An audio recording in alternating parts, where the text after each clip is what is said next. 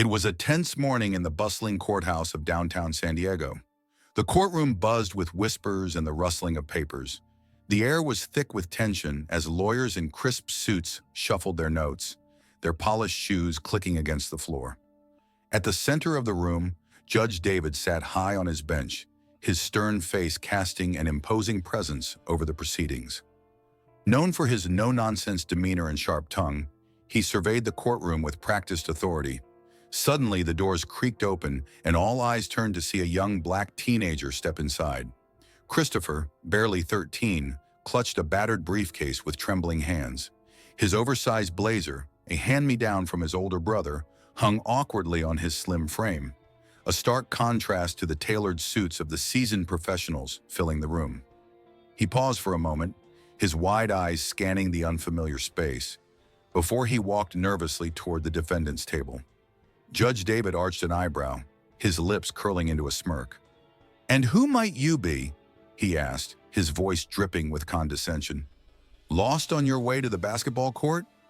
Laughter rippled through the courtroom, fueled by the casual stereotype. Christopher swallowed hard, his cheeks flushing, but he stood his ground. "I'm representing my mother, Your Honor," he said, his voice steady despite the sting of humiliation. The room fell silent for a beat, then erupted into murmurs. A teenager, and a black one at that, representing someone in court? Skepticism and a hint of prejudice hung heavy in the air. The weight of societal expectations and the sting of past injustices pressed down on Christopher's shoulders. Life had not been kind to Christopher. His father, a victim of a racially motivated shooting, was no longer with him. His mother, a hardworking nurse, struggled to make ends meet. A sudden eviction notice had threatened to rip them from their modest home after a legal dispute with their wealthy landlord. With no money for a lawyer, Christopher had made an extraordinary decision. He buried himself in law books, studying late into the night, fueled by the love for his mother and a burning desire for justice. Today, he was here to fight for her, for their home, and for a future free from the shadow of systemic racism. Christopher stood at the defendant's table, his hands now steady despite the sea of judgmental eyes watching him. Across the room, the landlord's attorney, a silver-haired man with an air of arrogant confidence, smirked. It was clear he saw Christopher as nothing more than a minor inconvenience, a naive child playing lawyer. Judge David leaned forward, adjusting his glasses. "Christopher," he said, his tone sharp and laced with incredulity, "you're telling me you believe you can handle a case of this complexity without a single day of law school?" The courtroom chuckled again, but Christopher didn't flinch. "Your Honor," he began, his voice steady and respectful, "the law allows anyone to represent themselves in court. I've spent months preparing for this, and I'm ready to proceed." A flicker of surprise crossed the judge's face, but he quickly masked it. "Very well," he said, his tone a challenge. "Let's see what you've got." Christopher stepped into the spotlight, his nerves melting away as he dove into his arguments with clarity and precision. He outlined the timeline of events leading to his family's eviction, citing statutes and precedents. His words calm and measured, he spoke of the constant fear and stress they lived with, the microaggressions and subtle discrimination they faced daily. At first, the courtroom listened politely, some with amusement, others with thinly veiled disdain. But as Christopher began to connect dots no one else had noticed, heads started nodding in acknowledgement. Even Judge David seemed caught off guard. He leaned back in his chair, tapping a finger against his chin, as Christopher skillfully highlighted inconsistencies in the landlord's claims and exposed a pattern of predatory behavior targeting black families. Then came the bombshell. Christopher presented evidence suggesting that a key document submitted by the landlord had been forged. The room fell into stunned silence.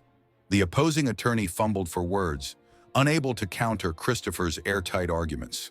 Judge David, once amused, now regarded Christopher with a mix of respect and curiosity.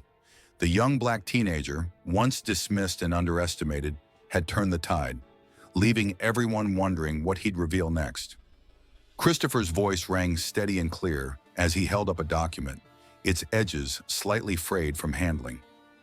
"Your Honor," he said, his eyes locking on Judge David, This is the eviction notice the landlord used to try and remove my family from our home. But if you examine it closely, you'll find something troubling. The courtroom leaned in, curiosity piqued. Christopher pointed to a signature at the bottom of the page. This signature, he continued, belongs to a notary who retired 2 years before this document was dated. Gas rippled through the room as the weight of his words sank in. The opposing attorney, once smug and composed, paled. He stammered, flipping through his notes but found no rebuttal. Christopher pressed on, pulling out additional records he'd meticulously gathered. Here is proof of the notary's retirement date and evidence that this document was fabricated to force us out unfairly. The landlord not only acted unlawfully, but with clear intent to deceive this court. Judge David leaned forward, his stern expression softening into something that almost resembled admiration. "This is a serious allegation," he said, his tone measured. "Let's see if you can back it up." What followed was a rapid-fire exchange as Judge David tested Christopher's knowledge. He posed question after question about legal procedures and case precedents, his intent clear, to determine if the teenager's brilliance was genuine. Christopher answered each question without hesitation, citing laws and rulings with the confidence of a seasoned lawyer. When the questioning ended, silence enveloped the room. Judge David removed his glasses and leaned back in his chair, nodding slowly.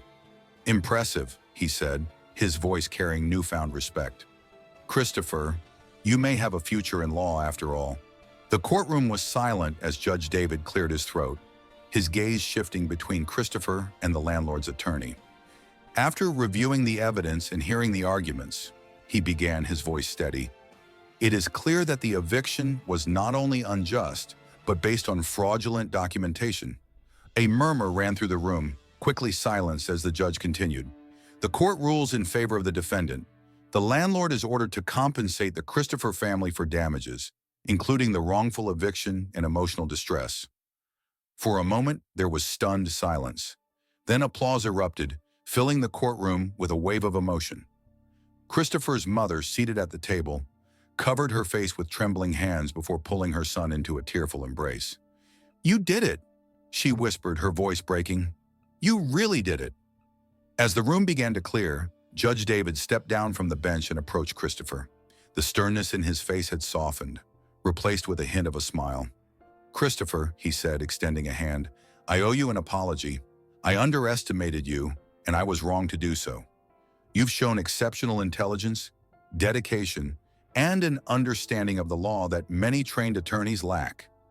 Christopher shook his hand, his face a mix of pride and humility. "I believe you have a gift," David continued. "If you're interested in pursuing law, I'd be honored to mentor you. The world needs more people like you in this field."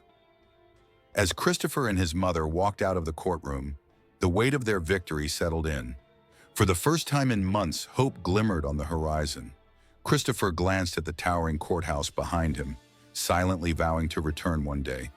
Not as a nervous teenager fighting for his family's survival, but as a lawyer fighting for justice and equality for all.